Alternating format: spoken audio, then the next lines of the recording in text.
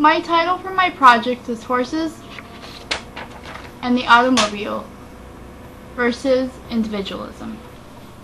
The disruptive technology for my project is obviously the automobile. This is disruptive because it took over the use of the horse and the buggy in the early 20th century. Roads then were designed for horses, not for cars. Nevertheless, cars were a significant convenience to the United States and other industrialized nations in more ways than dependability and speed. How did the automobile change the world? The development of the car changed the world in a way that we would never have to use a horse and buggy again. Unless you're the Amish! Horses require a huge amount of responsibility and therefore were kept in public facilities that were usually far away from residences. They also left manure on the streets, which created a sanitation problem. The automobile had neither of these disadvantages, but they eventually came up with some of their own, such as car accidents. Car accidents are currently at the top of the list for deaths and major injuries. The car has changed the world since the 1900s, which is why some people even call it the age of the automobile. Automobiles did not require rest, such as horses, and were much faster than the horse and buggy, so people were able to travel farther than before in this time, which was much more convenient for them.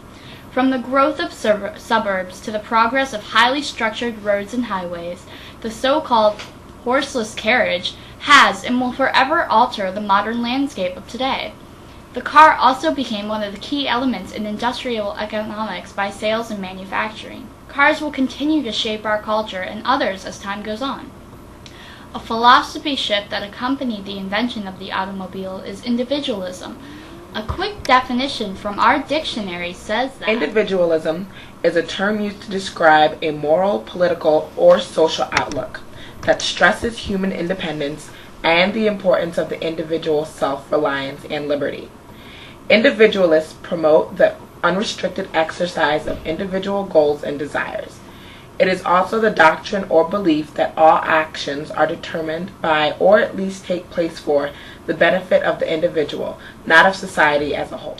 The philosophy component of individualism and how it ties in with this technology is that it contributed to the individualistic attitude of our country.